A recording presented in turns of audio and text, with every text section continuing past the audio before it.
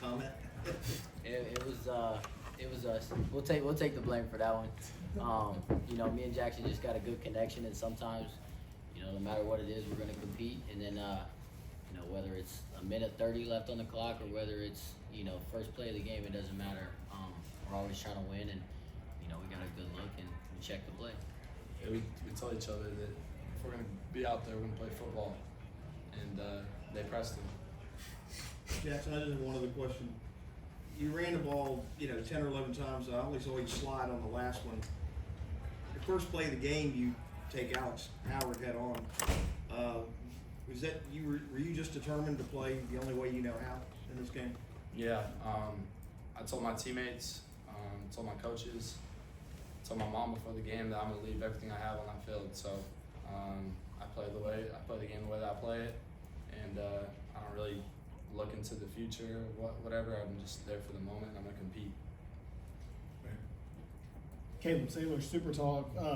Both of you guys are elder statesmen on this team, and Lane referred to you guys as an old school football team when, across the landscape guys are opting out. Y'all opted into this game, and you said, Jaxson, multiple times, it was a no-doubter. Why was it a no-doubter for y'all to play in this game, and what does it mean to ride out on top? I think that we just put so much time and effort in the off season. Even just bringing in guys like Walter Nolan and Princely, and spending all that time with those guys in the off season.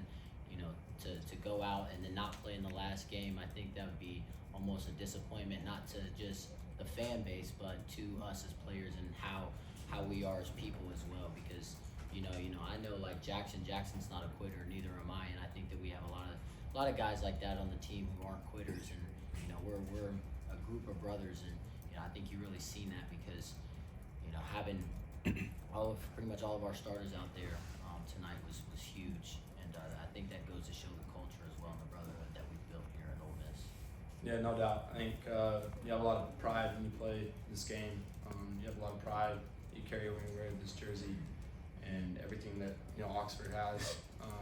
We feel like Oxford's giving more to us than we can give to them. So heard Coach Kippen say that we feel that way the same too as being transfers. And I think for pretty much everybody, it wasn't like we had to convince anybody to play. Everybody was on the same page. You grow up as a little kid and you want to play college football, and when you're a kid, you never think about sitting out of the game. So that was never a thought. Jake Thompson on the Spirit on 3. Jordan, you talked about the connection y'all have on the field. Just what is y'all's relationship? What's made it so special over these years between y'all two?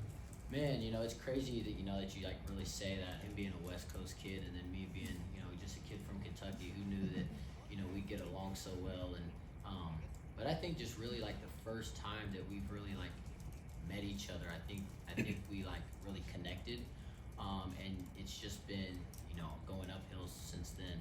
We hang out all the time, outside of the facility, whether it's going to eat lunch or whether it's just playing pool or playing ping pong, whatever it is. I can definitely call this guy one of my best friends and one of my brothers. And anything that I need from him, I know that he'll pick up, and I'll do the same for him. So it's been awesome to be able to play the last 3 seasons with him at quarterback, and I think that me and his relationship is just a lifetime deal. Neil McCready, Rivals.com. This is for both of you. You both are guys that transferred in and stayed multiple years. There's several of you guys in the program. I know this season you didn't quite get to where you wanted to go, but what do you think your legacy will be for this program moving forward? Well, I think we definitely left it off in a better place than what we came in. I think for like the outside, like you look at numbers, we don't even think of that stuff, but they're there too. But I think that from our experience in Oxford, like the growth, just the environment, the culture itself of bringing people together. It's like a dream playing football at Ole Miss. Like you can go anywhere and everybody's gonna know your name. Everybody's gonna support you. Everybody's gonna have your back, and that's just special. Like you don't get that everywhere. Especially where I'm from. Like I didn't experience that at all in my old school. And then coming here, it's just a family, and the state of Mississippi is special. Yeah, piggybacking off that, man, I think, like you said, Oxford is just an unbelievable town, man. I think you really just do it for the fans. This fan base is, in the past has been, let down several times, and then just being able to, like go out there and just wear Ole Miss across your chest just for them, for the little kids in the community. Like, you go out to eat or go to lunch or something like that, and you got little kids that's there just smiling ear to ear just to be able to see you. They might be too shy to come up to you and talk to you, but they're just smiling ear to ear just because they get to see your face. And like he said, you don't get that everywhere. And I was a hometown hero in my last school, and I'd walk into the mall or something like that, and people not even know who I am. And it's not like that in Oxford. It's special. Michael Katz, Daily Journal. You guys have won 10 games the last 2 years. That's only happened 10 times in Ole Miss history. What does that sort of history mean to you guys, and where this program's kind of come? Yeah, this program's on the rise. They're going to continue to get better. And I think it's just a place that people really want to play and be a part of. And there's just a lot of excitement and momentum going for it. And like I said, I think it's going to continue to improve and continue to be one of the best programs in the country.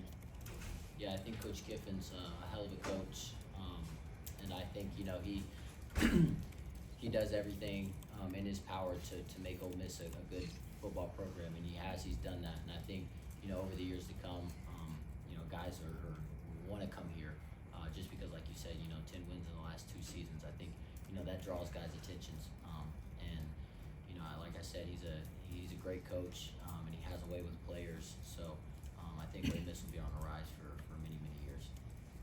Grab the trophy. Almost there. So I wanted to ask real quick that 51-yard pass when you were fading to your left, Jaxson. Lane said that was a pretty special throw. I guess from each of your guys' vantage point, can you kind of take us through that play? Yeah. With this guy, you always got to stay alive no matter what, because he's always looking downfield. And I know he runs the ball a lot, but he's always looking downfield to his receivers, and he trusts his guys all the time. So I think pretty much made eye contact, and I see him pat the ball, and I knew he was going to throw it. So I knew it was going to be like across the field throw. So I just had to run under it and go get it. Yeah, post snap, I knew that he was going to be there. I kind of got flushed out of the pocket, and he continued to work with me, and just thought I'd put it out and see what happened, and made a great play for me. All the way in the back. Carlo from WCBI Sports. Jaxson, for you specifically, you were one of the first guys, if not the first, to come out after the state game and say, "Hey, I want to finish this. I want to finish what we started." I don't know if you were the head man of recruiting people to come back and play in the final game, but what was that recruitment process like, and getting guys to opt in to finish in the bowl game? I didn't feel like I had to recruit anybody. I felt like we were all on the same page. And like I said, you get an opportunity to play football, the game that you love, why would you not take that opportunity? And I think that when you go into something, you always want to make sure that you have no regrets about it. And I just saw it as another opportunity to go win a game, go win 10 games this year. We felt like we got snubbed from the playoff. And, when we saw who we were playing, this was the same team that took SMU to overtime. So I think we all just wanted to, make a statement we should have been in there. Last question right here.